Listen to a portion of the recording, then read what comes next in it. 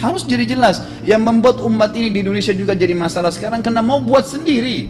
Betul. Semaunya sendiri. Betul. Kenapa akhi, kenapa Pak Kiai, kenapa Habib, kenapa Ustadz, kenapa buat ini? Hai, assalamualaikum warahmatullahi wabarakatuh. Welcome back to my channel Mer React TV. Oke, apa kabar hari ini? Mudah-mudahan kabar daripada kalian semuanya semoga baik-baik saja. Oke teman-teman ya, di video kali ini jom kita mengaji, mendengarkan tazkirah daripada salah satu ustadz di Indonesia yang mengatakan bahwa inilah alasannya kenapa di Indonesia teman-teman ya banyak ajaran sesat, sedangkan di Malaysia tidak begitu nampak mungkin ya, tapi di Indonesia itu sangat nampak sekali dan banyak teman-teman ya. Masya Allah. Oke, seperti apa videonya, jom kita play bersama, let's go. 3. Rasulullah SAW adalah guru kita. Sepakati dulu poin ini. Tidak ada guru bagi umat Islam siapapun yang syahadat kecuali Nabi Muhammad SAW. Ini disepakati dulu. Semua dai dan ulama adalah pewaris beliau, artinya harus mewariskan ilmu yang beliau ajarkan. Apa yang diajarkan itu yang disampaikan ke umat, yang tidak diajarkan mereka larang agar dikerjakan. Kan begitu mesti. Ini kaidahnya dulu. Masalah kasus ada orang imam pimpin doa setelah sholat, jangan dibahas doanya. Doa adalah ibadah. Tapi begini, sebelum Anda kerjakan satu ibadah, tanya, saya mau ziarah kubur. Jangan ziarah kubur sebelum Anda tanya bagaimana Rasulullah SAW ziarah kubur, agar jangan Anda buat-buat ziarah kubur itu. Adanya orang taruh kembang di kuburan, siram air, buat batu nisan, pasang lampu, baca zikir-zikir di sana karena dia mau ziarah kubur semaunya sendiri. Tidak bisa. Anda muslim, punya kiai, punya Rasulullah SAW, suri tauladan kita, uswatun hasanah. Tanya Rasulullah ziarah kubur bagaimana. Rasulullah SAW dalam hadis Bukhari menziarahi kubur Baqi, datang, memberikan salam, mendoakan mereka, pulang. Nggak ada lagi yang lain. Nggak pernah Nabi SAW bawa kembang, siram kuburan karena sudah kering, padahal Madinah panas 50 derajat, pecah-pecah tanahnya. Ada istilah di Indonesia, kalau tanahnya pecah, kesin lagi diazab di bawah, kasih air, kasih kembang biar wangi, biar ditaruh kembang yang paling mahal. Kalau memang dia ahli maksiat tetap disiksa di bawah, gitu kan? Betul ya. Jadi nggak bisa itu patokannya. Mau sholat, jangan pernah sholat dulu, tanya Rasulullah sholat bagaimana, belajar 5 menit bisa. Oh rukunya begini, sujudnya begini, sama, baru Allah terima. Tujuan Nabi SAW diutus untuk apa? Untuk dicontohi, diciplak hidupnya, cara makannya, cara tidurnya, berpakaian, bahkan cara jalannya saja. Para sahabat contohnya, Nabi jalan begini. Bukankah ada hadis yang mengatakan sahabat berkata Rasulullah SAW kalau jalan seperti orang turun dari bukit. Mereka sampai membahasakan itu. Rasulullah pernah keluar kepada kami menyisir rambutnya dengan rapi ke arah sebelah kanan belakang. Ditunjukkan, gitu kan? Rasulullah SAW menyukai ini. Rasulullah SAW memakan dengan cara begini. Diajarkan kepada kita semua agar kita contohin. Masya Allah. Yang jadi masalah bagi kita ini, kita selalu mau buat apa-apa yang tidak diperintahkan oleh Nabi SAW. Selalu alasannya baik. Sekarang kasus berdoa setelah sholat, doa adalah ibadah, nggak ada masalah doa. Tapi kalau kita mau ikat antara sebuah ibadah dengan ibadah yang lain, tanya dulu, Rasulullah pernah ikat nggak? Pernah pertemukan nggak? Ziarah kubur dengan baca Quran. Ziarah kubur ibadah, baca Quran ibadah. Pernah nggak Nabi baca Quran di kuburan? Itu tanya. Nggak ada riwayat Nabi SAW pernah baca Al-Fatihah untuk orang mati atau baca di ayat Al-Quran. Datangkan dalilnya coba. Nggak ada satu hadis pun menjelaskan masalah itu. Lalu kenapa Anda buat? Oh karena saya mau buat ibadah. Baik, ibadah yang Nabi ajarin. Salam, doain, selesai. Jangan lebih daripada itu. Masa Anda lebih pintar dari Nabi Muhammad SAW? Habis sholat, memang paket yang Nabi tawarkan, yang beliau selalu kerjakan adalah zikir setelah sholat, dengan zikir sholat yang sudah masyhur, istighfar, kemudian baca Allahumma antas salam, sampai membaca ayat kursi, al-ikhlas, al-falaq, an-nas, baca subhanallah, alhamdulillah, Allah akbar 33 kali, sampai terakhir dibaca digenapkan la ilaha illallah wahdahu la syarika. Selesai itu semua hadis Nabi SAW menjelaskan setelah sholat, Rasulullah SAW langsung berdiri. Memang beliau tidak pernah berdoa habis sholat waktu itu. Memang begitu. Bukan doanya yang jadi masalah, bukan. Karena Rasulullah tidak kerjakan, jadi kita tidak kerjakan. Saya tekankan dalam pengajian saya, kalau Anda punya hajat berdoa, berdoalah setelah sholat ba'diyah. Insya Allah aman. Ba'diyah. Karena sudah lepas dari paket yang Nabi tentukan. Selama Rasulullah SAW sudah mencontohkan dan memerintahkan sebuah perbuatan, ditentukan tempatnya, jumlahnya, waktunya, jangan pernah dilanggar. Habis sholat bacalah subhanallah 33, alhamdulillah 33, Allah Akbar 33. Jangan anda bilang saya bisa baca 100. Loh, Rasulullah suruh 33 kok. Ditentukan, jangan lebih pintar. Nanti setelah sholat, jangan ikutkan dengan paket rangkaian sholat ini. Di luar waktu sholat anda membaca 100, silahkan. Karena nggak ada penekanan di situ. Kalau ada penekanan waktu, tempat, dan jumlah, jangan dibantah. Anda pengikut Rasulullah atau bukan gitu kan? Harus jadi jelas. Yang membuat umat ini di Indonesia juga jadi masalah sekarang karena mau buat sendiri. Betul. Semaunya sendiri. Betul. Kenapa akhi, kenapa Pak Kiai, kenapa Habib, kenapa Ustadz, kenapa buat ini? Bukan karena Rasulullah tidak mencontohkan, oh nggak apa-apa, ini kan baik. Loh, kalau semua orang berkata seperti Anda, apa yang tertinggal dari agama kita? Kira-kira apa lagi yang tertinggal? Nggak ada kemurnian agama karena semua orang mau buat semaunya. Gitu kan? Semaunya sendiri. Pindah rumah, baca berzanji. Apa itu berarti sejarah Nabi? Kenapa baca berzanji, saudaraku? Rasulullah waktu pindah rumah pernah baca-baca gitu nggak? Nggak pernah. Kenapa dibuat? Anda Muslim bukan? Muslim. Ya saya harus ikuti. Kalau tidak akan terus ini mengakar nih. Anda buat satu bid'ah sekarang. Bid'ah itu lawannya sunnah. Anak Anda akan buat 10 bid'ah. Cucunya akan buat 100 bid'ah. Akan banyak bid'ah merakar di masyarakat. Dan agama akan ditinggalkan. Kemurniannya sunnah akan hilang gitu kan. Ini bahaya. Betul teman-teman ya.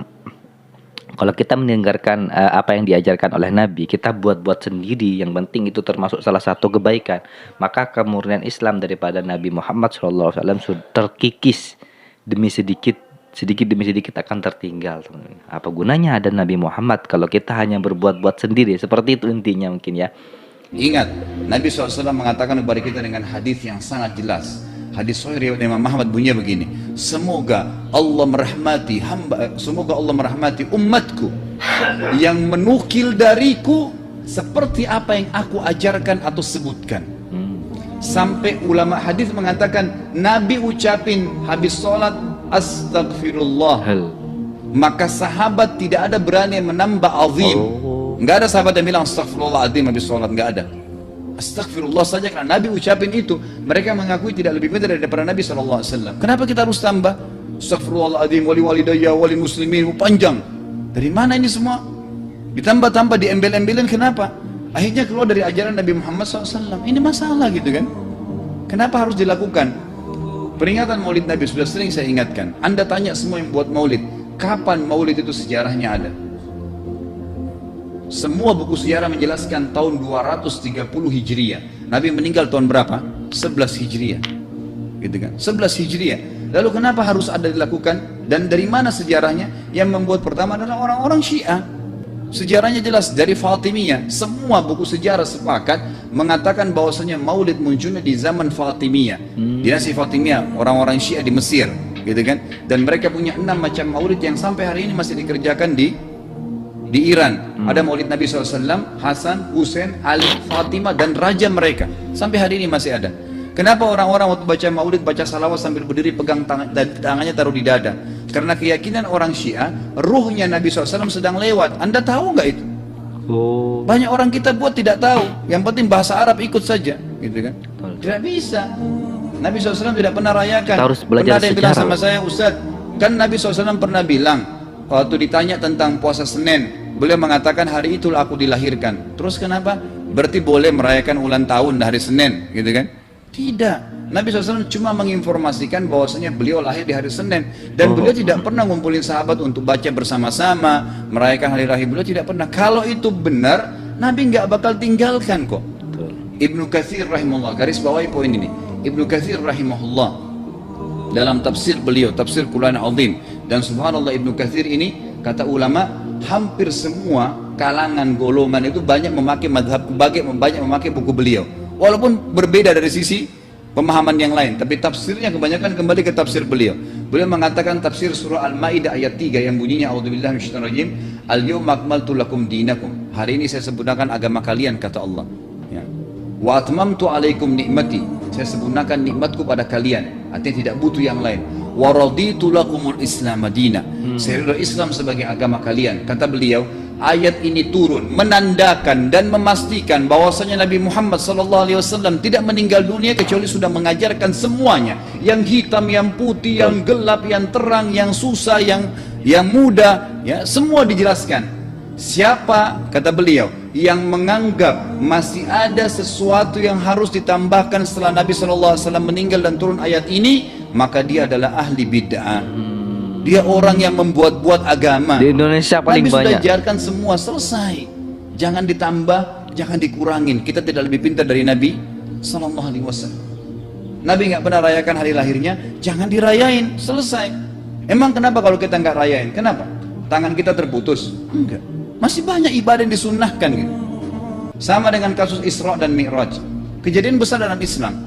Tapi Anda boleh kembali kepada semua buku sirah. Saya tantang semua buku sirah Anda kembali, insya Allah yang berpegang pada Al-Quran dan Sunnah, memang ada dasar wahyunya, maka semua akan menjelaskan. Nabi SAW setelah pulang dari Isra dan Mi'raj tidak pernah mengumpulkan sahabat-sahabat untuk merayakannya setiap tahun, tidak pernah. Boleh dipelajari, iya, setiap hari. Tapi ditentukan tangganya lalu dibuat acara, tidak pernah Nabi SAW buat itu. Lalu kenapa Anda buat? Kalau Anda mau tetap buat, ya silahkan, itu hak, terserah Anda. Tapi saya ngajak kepada Anda kembali kepada kemurnian ajaran Nabi SAW. Allah. Kita tidak akan pernah kembali, kata Syekh Utsaimin rahimahullah, umat Islam ini akan kembali kepada kejayaan mereka kalau mereka betul-betul kembali kepada ajaran Rasul mereka Muhammad SAW. Murnikan ajaran Nabi, yang jalankan seperti yang beliau ajarkan, selesai, akan aman, pasti akan kembali kejayaannya. Kita nggak bisa saling menghardik, saling menyalahkan yayasan ini, organisasi ini, kelompok ini, karena masing-masing mau beristidlal sendiri, mau menjalankan sendiri hukum-hukum agama ini, bukan mengikuti sunnah Nabi SAW. Jemaah haji kita, jemaah umrah, datang ke Mekah, tur dalam kota Mekah, naik ke gunung untuk lihat Gua Hira. Kenapa naik ke Gua Hira? Oh, Rasulullah pernah di sini. Baik, saya jelaskan. Nabi Muhammad SAW ke Gua Hira sebelum turunnya wahyu, dan beliau terakhir sekali di Gua Hira pada saat menerima Iqra bismi rabbikal ladzi khalaq. Itu saja. Setelah kejadian itu, beliau turun dari Gua Hira. Dari waktu itu sampai meninggal, Nabi SAW tidak pernah ke Gua Hira lagi dan tidak pernah suruh sahabatnya ke Gua Hira. Kenapa Anda ke Gua Hira? Sampai naik 3 jam ada yang jatuh mati. Allah. Karena jahil, tidak tahu pemahaman agamanya. Nggak bisa begitu. Cukup dikenang, iya. Kecuali Nabi SAW suruh, datangilah Gua Hira, ya silahkan. Gitu kan? Kalau enggak, kan begitu. Masalah Isra Mi'raj, saudaraku, kejadian besar. Ambil ibrahnya, yang penting ilmunya. Oh, salat 5 waktu, kejadiannya pernah gini. Ada kebesaran Allah, ambil pelajarannya, iya. Yang Nabi tidak contohin, maka jangan dikerjakan. Hanya itu saja. Betul, betul sekali. Zikir ya. bersama. Di sini ditanya juga zikir bersama. Nabi SAW disebutkan dalam hadis Bukhari, kalau berzikir habis sholat, beliau membaca zikir tertentu, sahabat baca zikir tertentu, sahabat baca zikir tertentu. Jadi Nabi SAW tidak pernah paksain. Nggak pernah Nabi misalnya baca ayat kursi, harus semua sahabatnya ikut ayat kursi, enggak. Nabi SAW baca ayat kursi, si fulan baca al-ikhlas, si fulan baca subhanallah, masing-masing. Dan ingat, Allah SWT mengatakan apa? Tentang masalah zikir dan doa ini. Ya. Dikatakan, ya, kita harus berdoa kepada Allah, ya, wa dunal jahri minal qawli bil gudwi wal asal wa la takum minal ghafilin. Berdoalah kalian, berzikirlah kalian dengan tuh kalian, dunal jahri minal qawl, tidak dengan teriak-teriak. Allah berfirman dunal jahr, tidak teriak-teriak. Saya tambahin teman-teman ya, juga ada dalam surat Al-Isra ayat 55 kalau tidak salah, ud'u rabbakum tadarru'an wa khufyah innahu la yukhliful mu'tadin. Ud'u, berdoalah kalian kepada Allah, kepada Rabb. Ud'u rabbakum, berdoalah kalian kepada Rabbnya, tadarru'an wa khufyah, secara halus, sopan, artinya tidak mengeras. Dalam ilmu tafsir dijelaskan tidak mengeras, tadarru, tidak mengeras, sopan kepada Allah. Wa khufyatan, dan suara yang kecil. Innahu, kata Allah, sesungguhnya, la yuhibbul mu'tadin, Allah tidak suka orang yang melampaui batas, mendoa keras-keras. Ini sudah jelas sebenarnya teman-teman. Tapi kenapa dilakukan? Alasannya biar jamaah di belakang kedengeran. Seperti itu alasannya. Tapi Allah tidak suka. Dan janganlah kalian menjadi orang-orang yang lalai. Makanya pernah ada sahabat waktu Nabi SAW berkata begini, dalam hadis Bukhari juga, waktu pulang dari salah satu perjalanan, kalau kalian sedang menukik, kuda, unta lagi menukik, bertakbirlah, bilang Allahu Akbar. Kalau kalian sedang menuruni sebuah lembah, bertasbihlah, bilang Subhanallah. Ada satu sahabat Badui, orang dari padang pasir, semangat dia jalankan sunnah Nabi. Waktu kudanya lagi naik, Allahu Akbar, dengan suara keras dia teriak. Allah. Jalankan sunnah kan, tapi teriak ya. Apa yang terjadi? Nabi SAW panggil, dia ditepuk pundaknya, Nabi mengatakan, pelankan suaramu. Zat yang sedang kau panggil tidak tuli. Allahu Akbar, cukup. Ada apa? Kecuali di medan perang lain nakutin musuh, gitu kan? Untuk apa takutin kuda sendiri? Oke teman-teman semuanya, itulah video reaction hari ini.